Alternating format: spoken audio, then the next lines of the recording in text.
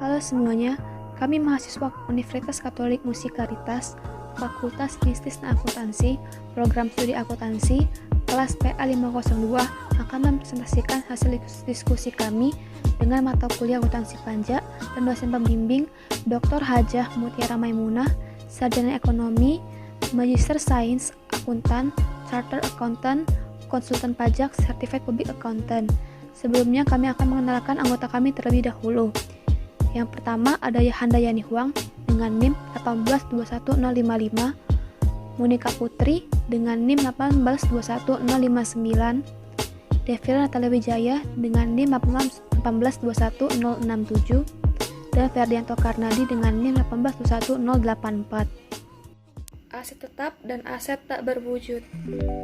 Definisi aset tetap dalam SAK etap yang diatur oleh IAI, aset tetap adalah aset berwujud yang dimiliki untuk digunakan dalam produksi atau penyediaan barang atau jasa untuk disewakan ke pihak lain atau untuk tujuan administratif dan diharapkan akan digunakan lebih dari satu periode. Sedangkan menurut pajak, sesuai dengan pasal 11 UU PPH nomor 36 tahun 2008, aset tetap adalah harta berwujud yang dapat disusutkan dan terletak atau berada di Indonesia, dimiliki dan dipergunakan untuk mendapatkan, menagih, dan memelihara penghasilan yang merupakan objek pajak serta mempunyai masa manfaat lebih dari 1 tahun. Perolehan aset tetap. Aset tetap yang diperoleh dengan pembelian dalam bentuk siap pakai dicatat harga beli ditambah dengan biaya-biaya yang terjadi pada saat perolehan konstruksi dan atau jika diterapkan yang dapat diatribusikan kepada saat pertama kali diakui sesuai dengan persyaratan tertentu dalam SAK etap. Dalam penjelasan pasal 10 UU PPH nomor 36 tahun 2008, harga perolehan atau harga penjualan dalam hal terjadi jual beli harta yang tidak dipengaruhi hubungan istimewa sebagaimana dimaksud dalam pasal 18 ayat 4 UU PPH nomor 36 tahun 2008 adalah jumlah yang sesungguhnya yang dikeluarkan atau diterima, sedangkan apabila terdapat hubungan istimewa adalah jumlah yang seharusnya dikeluarkan atau diterima. Penjualan dalam negeri. Contoh, tanggal 1 Januari 2012, PT Sisi membeli kendaraan operasional seharga 200 juta rupiah, belum termasuk PPN 10%. Maka jurnal yang dibuat oleh PT Sisi adalah sebagai berikut. A. Jika PT Sisi adalah pengusaha kena pajak atau PKP. Pada tanggal 1 Januari 2012, di sisi debit terdapat kendaraan sebesar 200 juta dan pajak masukan sebesar 20 juta, sedangkan di sisi kredit terdapat kas 220 juta. Lalu jika PT Sisi adalah non-PKP, pada tanggal 1 Januari 2012, di sisi debit terdapat kendaraan dengan nominal 220 juta rupiah dan di sisi kredit terdapat kas atau bank dengan nominal 220 juta rupiah. Nominal kendaraan didapat dari 110% dikali 200 juta rupiah, yaitu 220 juta rupiah. Pembelian impor dari luar negeri. Pada tanggal 1 Januari 2012, PT Sisi mengimpor komputer dari Taiwan dengan nilai impor sebesar 150 juta rupiah dan PPN sebesar 10%. Jurnal yang dibuat PT Sisi adalah sebagai berikut. A. Jika PT Sisi adalah PKP yang mempunyai API. Pada tanggal 1 Januari 2012, di sisi debit terdapat peralatan kantor dengan nominal 150 juta rupiah, pajak masukan dengan nominal 15 juta rupiah, PPh 22 dibayar di muka dengan nominal 3.750.000 rupiah, dan di sisi kredit terdapat kas atau bank dengan nominal 168.750.000 rupiah. PPh 22 didapat dari 10% dikali 150 juta rupiah yang didapat 15 juta rupiah. Lalu PPN masukan didapat dari 2,5% dikali 150 juta rupiah, lalu didapatlah 3.750.000 rupiah. Lalu jika PT Sisi adalah non-PKP yang mempunyai API, pada tanggal 1 Januari 2012, di sisi debit terdapat peralatan kantor dengan nominal 165 juta rupiah dan PPh 22 dibayar di muka dengan nominal 3.750.000 rupiah. Lalu di sisi kredit terdapat kas atau bank dengan nominal 168.750.000 rupiah. Komputer didapat dari 110% dikali 150 juta, lalu didapatlah 165 juta. Lalu PPh 22 2,5% dikali 150 juta, lalu didapatlah 3.750.000 rupiah. C. Jika PT Sisi adalah PKP yang tidak mempunyai API. pada tanggal 1 Januari 2012, di sisi debit terdapat peralatan kantor dengan nominal 150 juta rupiah, lalu pajak masukan dengan nominal 15 juta rupiah, dan PPh 22 dibayar di muka dengan nominal 11.250.000 rupiah. Lalu di sisi kredit terdapat kas atau bank dengan nominal 176.250 juta rupiah. PPh 22 didapat dari 7,5% dikali 150 juta dan didapatlah 11.250.000 rupiah. Lalu D. Jika PT Sisi adalah non-PKP dan tidak mempunyai API. Pada tanggal 1 Januari 2012, di sisi debit terdapat peralatan kantor dengan nominal 165 juta rupiah dan PPh 22 dibayar di muka dengan nominal 11.250.000 rupiah. Lalu di sisi kredit terdapat kas atau bank dengan nominal 176.250 juta rupiah. Lalu komputer didapat dari 110% dikali 150 juta dan didapatlah 165 juta rupiah. Lalu PPh 22 didapat dari 7,5% dikali 150 juta lalu didapatlah 11.250.000 rupiah. Sewa pembiayaan. Pada akuntansi terdapat laporan keuangan leasing dan laporan keuangan lessor. Pada perpajakan, dalam KMK 1169 garing KMK 01 garing 1991 dirumuskan bahwa sewa usaha atau SGU adalah suatu kegiatan pembiayaan dalam bentuk penyediaan barang modal, baik secara SGU dengan hak opsi atau finance leasing maupun SGU tanpa hak opsi ataupun operating leasing untuk dipergunakan oleh leasing selama jangka waktu tertentu berdasarkan pembayaran secara berkala. Selain itu, perlakuan perpajakan dalam SGU diatur dalam SE 29 garing PJ 42 garing 1962 Jo SE 02 garing PJ 31 garing 1963. Contoh, PT Jocelyn membeli mesin produksi dengan cara leasing pada tanggal 11 Maret 2012, di mana pembelian ini menggunakan kapital lease dengan periode leasing selama 4 tahun. Pada akhir masa leasing, ada opsi pembelian dengan harga 2 juta rupiah dan tingkat bunga implisit 10%. Pembayaran pertama dilakukan pada tanggal 11 Maret 2012. Leasing, present value leasingnya dihitung dengan PVIVA cicilan ditambah PVIV nilai opsi. Cicilan dikali 1 per 1 plus I pangkat N min 1 per I ditambah nilai opsi dikali 1 dikurang 1 plus 1 plus I pangkat N. Rp1.500.000 dikali 1 dikurang 1 per 1 plus 0,1 pangkat 3 dibagi 0,1 ditambah Rp2.000.000 dikali 1 dikurang 1 per 1 plus 0,1 pangkat 4. Lalu Rp1.500.000 dikali 3,489 ditambah 2 juta dikali 0,6830. Lalu didapatlah Rp5.350.000 ditambah Rp1.336. Lalu didapatlah Rp6.556.350.000. Lalu jurnalnya, pada tanggal 11 Maret 2012, di sisi debit terdapat aset tetap leasing dengan nominal Rp6.556.350. Lalu pada sisi kredit terdapat utang leasing jangka pendek dengan nominal Rp1.374.239,58. Lalu pada utang leasing jangka panjang terdapat nominal Rp5.210.110,42. Lalu pada sisi debit terdapat utang leasing jangka pendek dengan nominal Rp123.096,96. Lalu pada sisi kredit terdapat kas atau bank dengan nominal Rp137.423.096. Lalu pada tanggal 11 April 2012, pada sisi debit terdapat utang leasing jangka pendek dengan nominal Rp137.423.096 dan beban bunga sebesar Rp645.892.060. Lalu pada sisi kredit terdapat kas atau bank dengan nominal Rp783.316.056. Setiap tanggal 11 tiap bulan selama tahun 2012 dilakukan pembayaran untuk utang leasing dan bunga leasing sebesar 10% dari sisa utang. Lalu pada tanggal 31 Desember 2012, pada sisi debit terdapat utang leasing jangka panjang dengan nominal Rp1.659.87.052. Lalu pada sisi kredit terdapat utang leasing jangka pendek dengan nominal Rp1.649.087,50. Lalu pada sisi debit terdapat beban penyusutan aset leasing dengan nominal Rp957.572,92 dan akumulasi depresiasi aset leasing dengan nominal Rp957.572,92.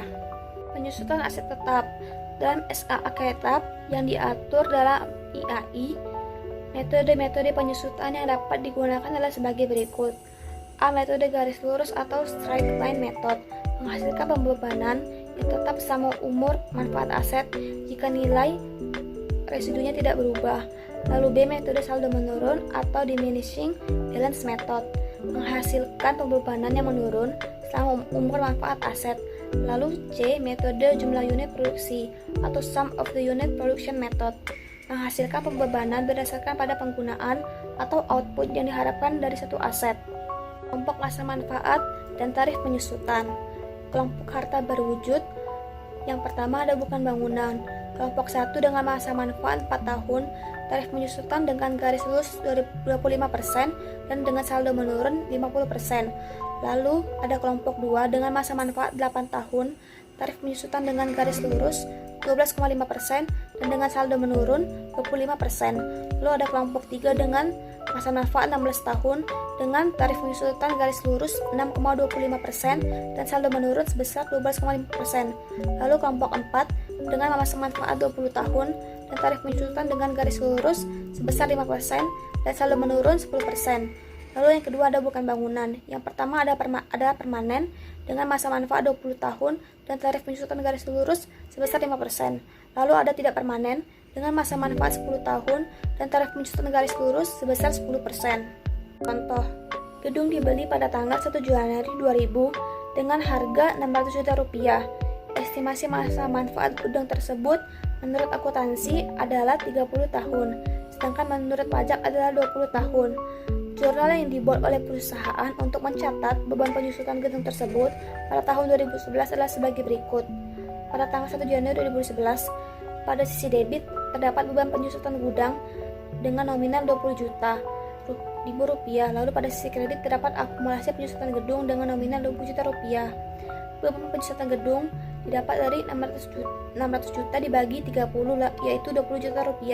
Sementara itu untuk perhitungan beban penyusutan gedung untuk tahun 2011 menurut perpajakan adalah 5% dikali Rp600 juta yang didapat Rp30 juta. Dengan demikian, perusahaan melakukan koreksi negatif pada rekonsiliasi saat pengisian SPT tahunan. PHW dan sebesar Rp30 juta dikurang Rp20 juta yaitu Rp10 juta. Pertukaran aset tetap. Dalam SAK tetap yang diatur oleh IAI, apabila aset tetap diperoleh melalui pertukaran dengan aset non-moneter atau kombinasi aset moneter dan aset non-moneter, maka biaya perolehan diukur pada nilai wajar, kecuali transaksi pertukaran tidak memiliki substansial komersial atau nilai wajar aset yang diterima atau aset yang diserahkan tidak dapat diukur secara andal, maka biaya perolehan diukur pada jumlah tercatat aset yang diserahkan. Yaitu contoh soal.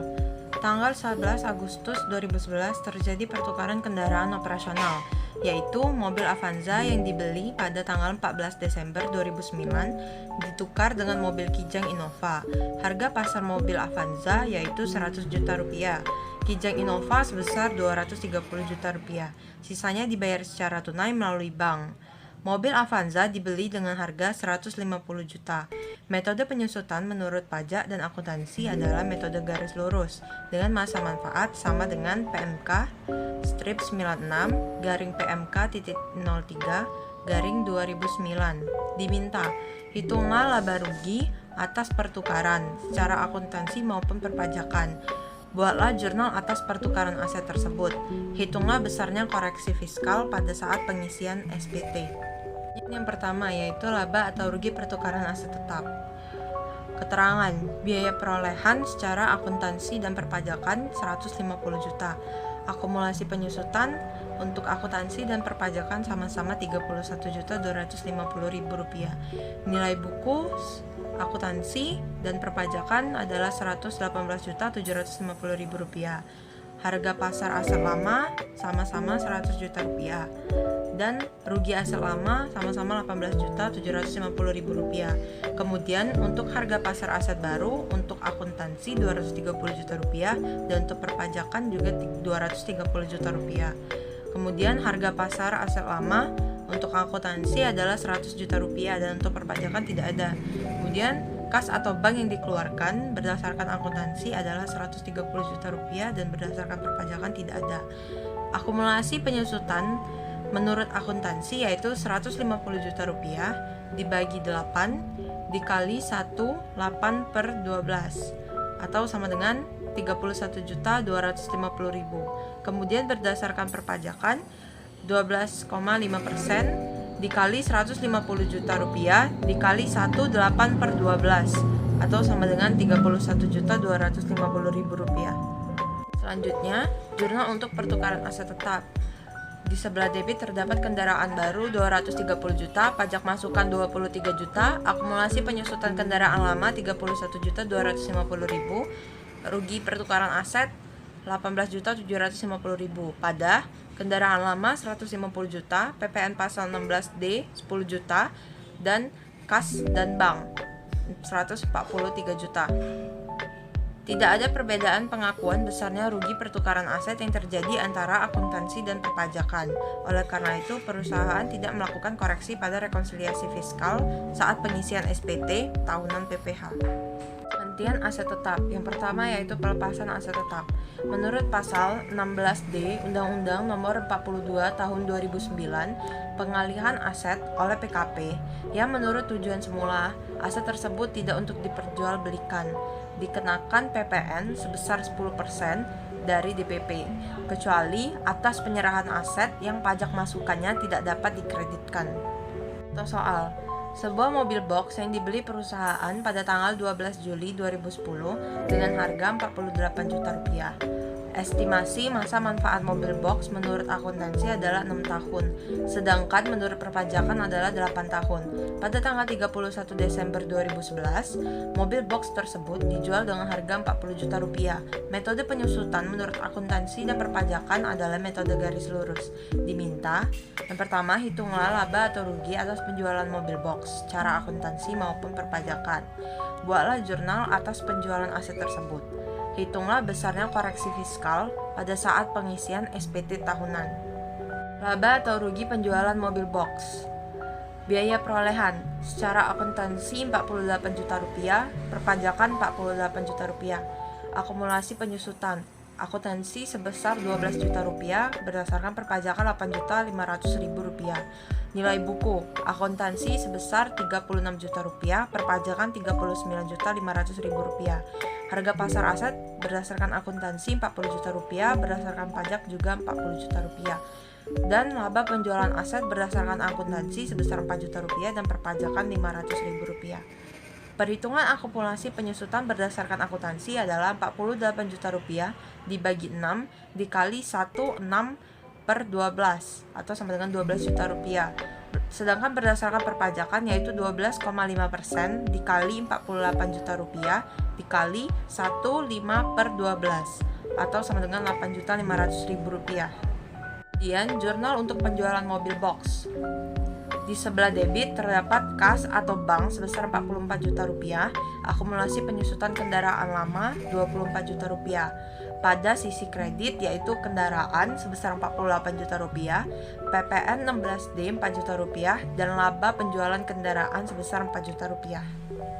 Perbedaan pengakuan besarnya laba penjualan aset yang terjadi antara akuntansi dan perpajakan, maka perusahaan tidak perlu membuat jurnal penyesuaian.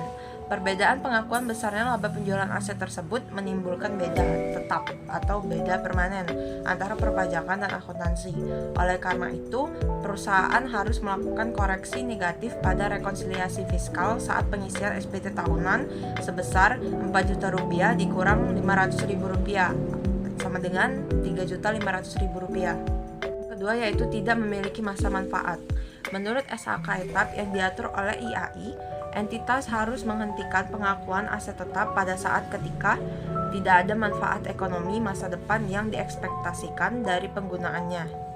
Soal PT Asia adalah PKP yang mempunyai API. Pada tanggal 17 Maret 2011, PT Asia mengimpor sebuah mesin dengan harga faktur sebesar 10.000 US dollar. Biaya asuransi dan angkut masing-masing sebesar 2% dan 4% dari harga faktur. Tarif bea masuk tambahan masing-masing sebesar 20% dan 10% dari CIF. Mesin tersebut juga dikenakan PPN sebesar 10%. Kurs Menteri Keuangan pada saat itu adalah 1 US dollar sama dengan 10.000 rupiah. Selain itu, perusahaan juga mengeluarkan biaya pelatihan untuk operator mesin sebesar 22.200.000 rupiah, termasuk biaya untuk teknisi dari Taiwan selama melatih operator mesin tersebut. Menurut akuntansi, mesin tersebut mempunyai estimasi umur 5 tahun, sementara menurut perpajakan, mesin tersebut termasuk kelompok 1. Metode penyusutan, baik menurut akuntansi maupun perpajakan adalah metode garis lurus. Pada tanggal 31 Desember 2012, perusahaan memutuskan untuk menjual aset tetapnya dengan harga 100 juta rupiah. 1. Buatlah jurnal yang dibuat PT Asia untuk perolehan aset tetap. 2. Buatlah jurnal penyusutan aset tetap pada akhir tahun 2011 oleh perusahaan dan tentukan besarnya koreksi fiskal yang harus dilakukan. 3. Hitunglah laba atau rugi atas penjualan aset tetapnya, baik secara akuntansi maupun perpajakan. 4. Buatlah jurnal atas penjualan aset tetap tersebut. 5. Tentukan besarnya koreksi fiskal yang harus dilakukan untuk SPT tahunan PPH. Yang pertama yaitu jurnal yang dibuat PT Asia untuk perolehan aset tetap. Harga faktur atau cost 10.000 US dollar. Biaya asuransi atau insurance 2% dikali 10.000 US dollar sama dengan 200 US dollar. Biaya angkut atau freight 4% dikali 10.000 US dollar sama dengan 400 US dollar. CIF, cost insurance freight sebesar 10.600 US dollar kemudian dijadikan rupiah 10.600 US dollar dikali 10.000 rupiah sama dengan 106 juta rupiah. Bea masuk 20% dikali 106 juta rupiah sama dengan 21.200.000 rupiah. Bea masuk tambahan 10% dikali 106 juta rupiah sama dengan 10.600.000 rupiah. Jumlah nilai impor mesin sama dengan 137.800.000 rupiah. Harga perolehan mesin nilai impor ditambah biaya pelatihan 137.800.000 rupiah ditambah 22.200.000 rupiah sama dengan 160 juta rupiah. Jurnal untuk perolehan mesin. Di sebelah debit terdapat mesin sebesar 160 juta rupiah, pajak masukan 13.780.000 rupiah, PPh 22 dibayar di muka 3.445.000 rupiah, pada kas atau bank di sisi kredit sebesar 177.225.000 rupiah. Perhitungan untuk PPN masukan yaitu 10% dikali 137.800.000 rupiah sama dengan 13.780.000 rupiah. Kemudian untuk PPh 22 yaitu 2,5% dikali 137.800.000 rupiah atau sama dengan 3.445.000 rupiah. Nomor 2 yaitu membuat jurnal penyusunan aset tetap dan menentukan besarnya koreksi fiskal yang harus dilakukan. Jurnal penyusutannya adalah beban penyusutan mesin pada akumulasi penyusutan mesin sebesar 24 juta. Hal ini didapat dari 160 juta dibagi 5, lalu dikali 9/12, dapatlah 24 juta. Lalu menurut perpajakan, 25% dikali 160 juta rupiah, dikali 10/12, dapatlah 33.333.333 rupiah. Sehingga kita mendapatkan koreksi negatif sebesar 9.333.333 rupiah. Lalu yang ketiga, menghitung laba atau rugi dari penjualan aset tetap, baik secara akuntansi maupun perpajakan.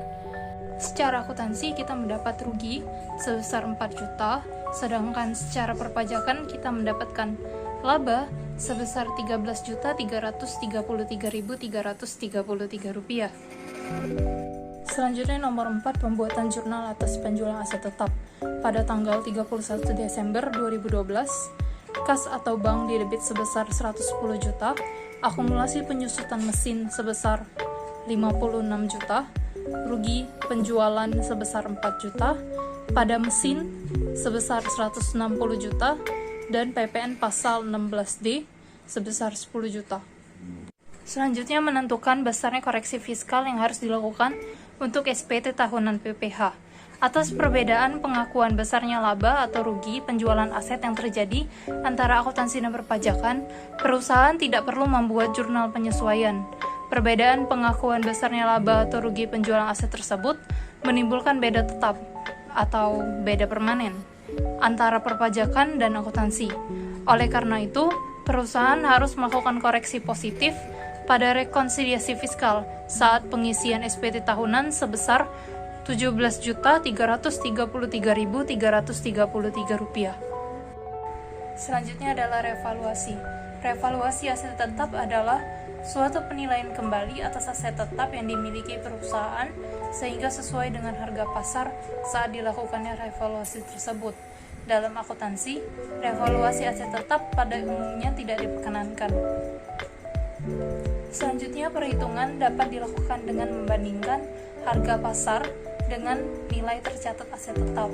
Untuk perhitungan selisih lebih penilaian kembali aset tetap perusahaan untuk tujuan perpajakan dapat dilakukan sebagai berikut, yaitu selisih harga pasar dengan nilai buku fiskal. Sebagai contoh, pada tanggal 31 Desember 2011, PT Ben-Hur menerima surat persetujuan dari Dirjen Pajak untuk melakukan revaluasi aset tetap yang dimilikinya. Berikut daftar aset tetap yang akan direvaluasi. Yang pertama, tanah yang diperoleh pada Desember 2006 dengan harga perolehan Rp500 juta dan harga revaluasi Rp1 miliar. Yang kedua, bangunan permanen yang diperoleh pada Januari 2009 dengan harga perolehan Rp600 juta dengan harga revaluasi Rp850 juta. Masa manfaat akuntansi sesuai dengan masa manfaat perpajakan. Yang ketiga, mesin produksi yang termasuk pada kelompok 2, yaitu masa manfaat akuntansi sesuai dengan masa manfaat perpajakan, diperoleh pada Juli 2009 dengan harga perolehan Rp100 juta dan revaluasi Rp200 juta. Penghasilan sebelum kompensasi rugi pada tahun berjalan sebesar Rp350 juta. Rugi fiskal belum dikompensasi adalah sebagai berikut. Rugi tahun 2010 sebesar Rp150 juta, rugi tahun 2009 sebesar Rp125 juta, rugi tahun 2008 sebesar Rp115 juta. Metode penyusutan aset tetap baik akuntansi maupun perpajakan menggunakan metode garis lurus.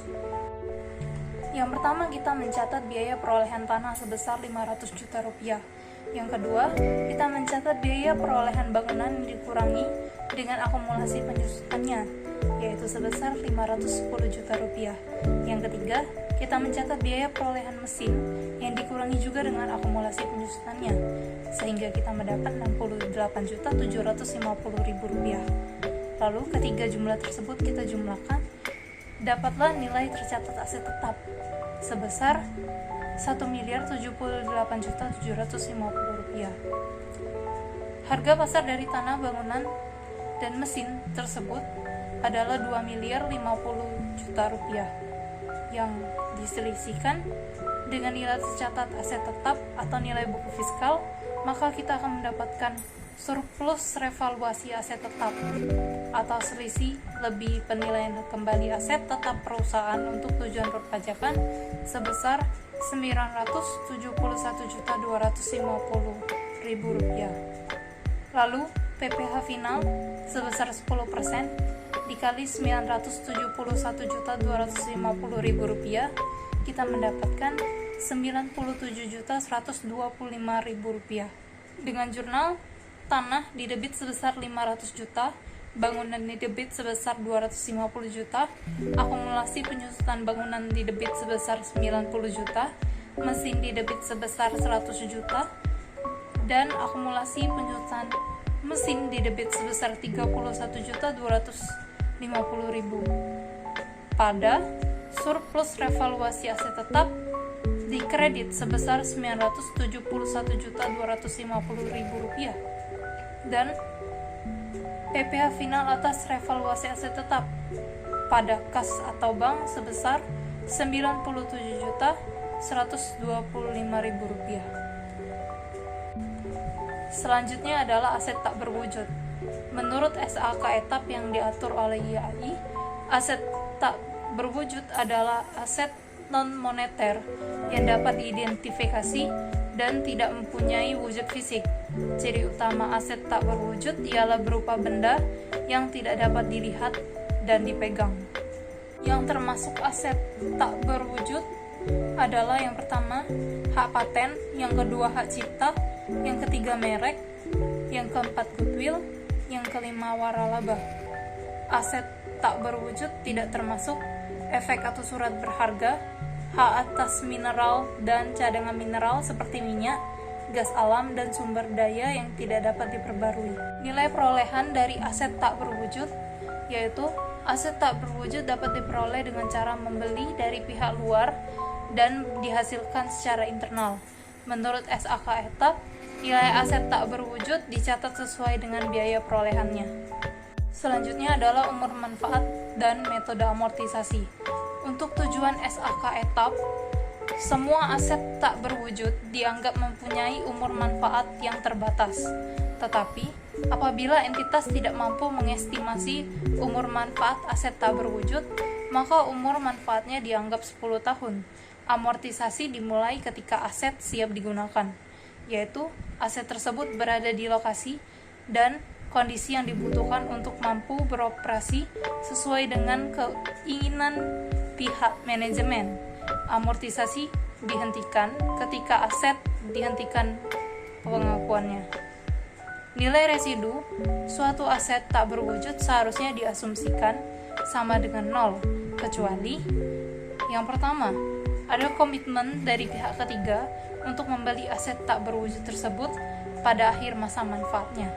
Yang kedua, pada pasar aktif untuk aset tak berwujud.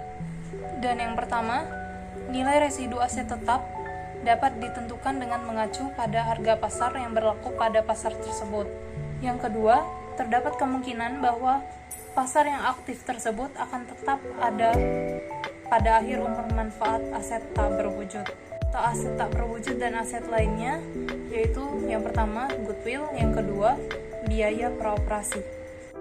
Aset tak berwujud menurut perpajakan pada penjelasan pasal 11A ayat 1 Undang-Undang PPH nomor 36 tahun 2008 harus diamortisasikan apabila harta itu mempunyai masa manfaat lebih dari 1 tahun yang digunakan untuk mendapatkan, menagih, dan memelihara penghasilan. Namun, untuk perhitungan amortisasi dalam perpajakan sesuai dengan ketentuan Undang-Undang PPH nomor 36 tahun 2008 pasal 11A, aset tak berwujud dikelompokkan menjadi kelompok 1, 2, 3, dan 4 dengan masa manfaat 4, 8, 16, dan 20 tahun. Adapun tarif amortisasi yang diatur dalam Undang-Undang PPH nomor 36 tahun 2008 pasal 11A ayat 2 adalah sebagai berikut.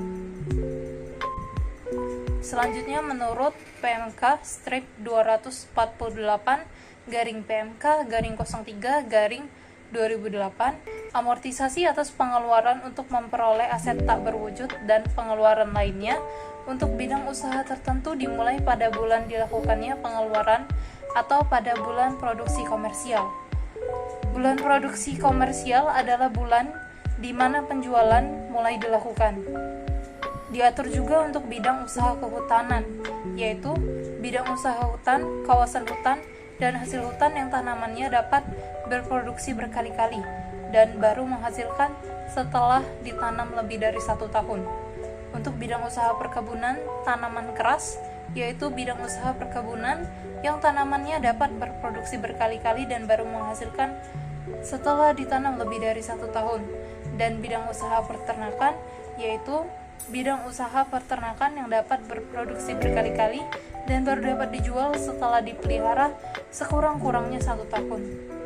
Biaya pendirian dan perluasan modal dapat dibebankan sebagai biaya pada tahun pengeluaran atau diamortisasi berdasarkan metode garis lurus atau saldo menurun dengan masa manfaat sesuai dengan pasal 11A ayat 1 Undang-Undang PPH nomor 36 tahun 2008. Pengeluaran yang dilakukan sebelum operasi komersial atau biaya pendirian yang mempunyai masa manfaat lebih dari 1 tahun dapat dikapitalisasi dan diamortisasi sesuai dengan ketentuan masa manfaat dan tarif amortisasi dalam Undang-Undang PPH. Sedangkan untuk pengeluaran biaya pendirian yang memiliki masa manfaat kurang dari 1 tahun harusnya dibebankan sekaligus pada tahun berjalan yang bersangkutan. Contoh, PT Boki yang baru berdiri tahun 2008 telah menghabiskan biaya sebesar 50 juta untuk mendapatkan berbagai izin pengurusan pendirian perusahaan. Biaya tersebut diperlakukan sebagai aset lainnya dan memiliki manfaat 5 tahun menurut pertimbangan pihak manajemen. Sehingga oleh perusahaan diamortisasi dengan metode garis lurus. Jurnal untuk mencatat pengakuan biaya tersebut pada tahun pertama adalah sebagai berikut. Aset lain pada kas sebesar 50 juta. Beban amortisasi pada aset lainnya sebesar 10 juta. Sementara itu, menurut fiskal, beban-beban tersebut dapat dikapitalisasi dan kemudian diamortisasi dengan masa manfaat di 4 tahun sesuai dengan kelompok 1 sebesar 12.500. Selisih antara akuntansi dengan perbajakan yang ada, maka WP harus melakukan koreksi negatif sebesar 2.500 pada rekonsiliasi fiskal tanpa perlu membuat jurnal koreksi. Cara penyajian biaya praoperasi dalam neraca adalah disajikan dengan nilai bersih setelah dikurangi dengan amortisasi. Contoh selanjutnya, PT Hercules pada tanggal 1 Januari 2012 mengeluarkan uang sebesar 200 juta, belum termasuk PPN dan PPh 26, untuk memperoleh waralaba dari McDolphin selama 4 tahun. Penghitungan amortisasi untuk setiap metode yang diperbolehkan dipilih sebagai berikut. Tahun 2012, amortisasi 25% kali 200 juta. Nilai sisa buku 150 juta. Dengan metode garis menurun, 50% kali 200 juta sama dengan 50 juta. Nilai sisa buku 150 juta. Metode garis lurus tahun 2013, 25% dikali 200 juta sama dengan 50 juta. Nilai sisa buku 100 juta. Menurut metode saldo menurun, 50% kali 150 juta dapat hasil 75 juta. Nilai sisa buku 75 juta. Metode garis lurus 2014, 25% dikali 200 juta sama dengan 50 juta. Nilai sisa buku 50 juta. Metode saldo menurun, 50% kali 75 juta sama dengan 37.500. Nilai sisa buku 37.500. Tahun 2015, metode garis lurus 25% dikali 200 juta sama dengan 50 juta. Nilai sisa bukunya 0. Metode saldo menurun, amortisasi 37.500, nilai sisa bukunya 0. Jurnal untuk transaksi tersebut apabila PT Hercules menggunakan metode garis lurus adalah pada tanggal 1 Januari waralaba pajak masukan pada utang PPh 26 dan kas atau bank. Pada tanggal 31 Desember beban amortisasi pada waralaba. 31 Desember beban amortisasi pada waralaba. 31 Desember 2014 beban amortisasi pada waralaba. 31 Desember 2015 beban amortisasi pada waralaba. Sesuai UU PPN nomor 42 tahun 2009 pasal 4 huruf D atas BKB tak berwujud yang berasal dari luar daerah pabean yang dimanfaatkan oleh siapapun di dalam daerah pabean dikenakan PPN. Dan sesuai UU PPH nomor 36 tahun 2008 pasal ayat 1 pasal 26 ayat 1 untuk transaksi dengan WP luar negeri selain BUT di Indonesia, pajak dipotong sebesar 20% atau dengan tarif lain berdasarkan P3B yang berlaku dari jumlah bruto oleh pihak yang wajib membayarkan. Untuk pembelian waralaba McDolphin, PT Hercules harus memungut pajak berdasarkan P3B antara Indonesia dengan Taiwan, di mana tarifnya adalah sebesar 10%. Utang pajak P3B atau PPh 26 yang telah dipungut akan disetorkan ke kas negara paling lambat tanggal 10 Februari 2012. Jurnal untuk penyetoran pajak yaitu sebagai berikut. 10 Februari, utang PPh 26 pada kas sebesar 40 juta. Apabila PT Hercules membeli waralaba keripik sehat DD, maka PT Hercules harus melakukan pemotongan PPh 23. Misalnya bahwa PT Hercules membeli waralaba dengan uang kas 200 juta, belum termasuk PPN dan PPh 23. Perhitungan amortisasinya adalah sebagai berikut. Perhitungan amortisasi dari tahun 2012 sampai dengan 2015 itu sama, yaitu 25% kali 200 juta, hasilnya 50 juta. Lalu nilai sisa buku pada metode garis lurus pada 2012 adalah 150 juta, 2013 100 juta, 2014 50 juta, dan 2015 nol. Metode saldo menurun, perhitungan amortisasinya tetap sama, 50% kali 200 juta, hasilnya 50 juta. Nilai sisa buku tahun 2012 150 juta, tahun ke 2013 75 juta, tahun 2014 37 juta 500, dan tahun 2015 adalah 0.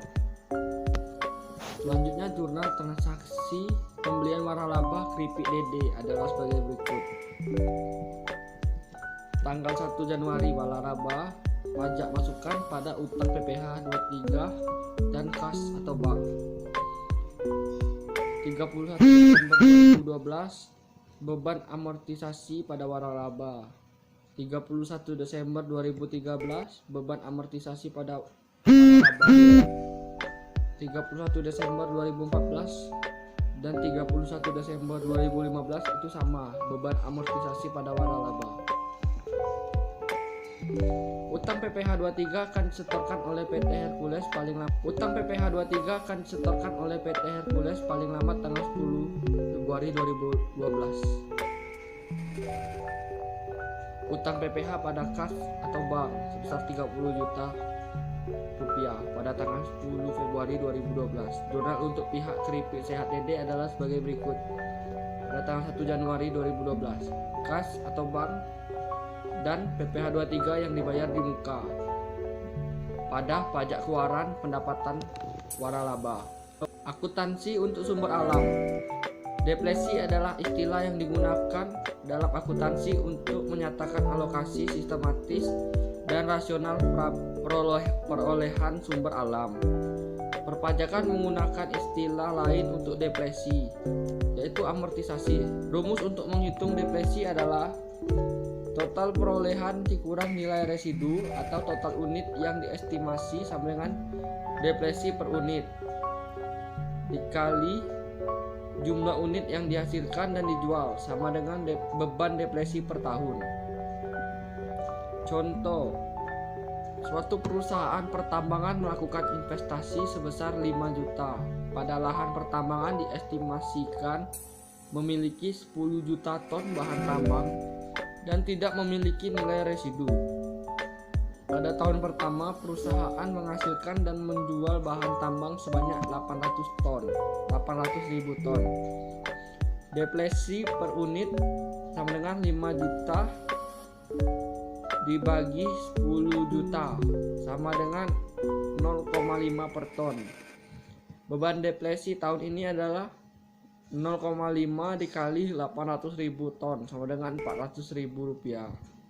Perusahaan membukukan beban depresi untuk tahun pertama perusahaan beroperasi adalah sebagai berikut. 14 Februari 2012. Beban depresi pada akumulasi depresi sebesar 400.000. Menurut ketentuan perpajakan, hak penambangan dan pengusahaan hutan termasuk aset tak berwujud.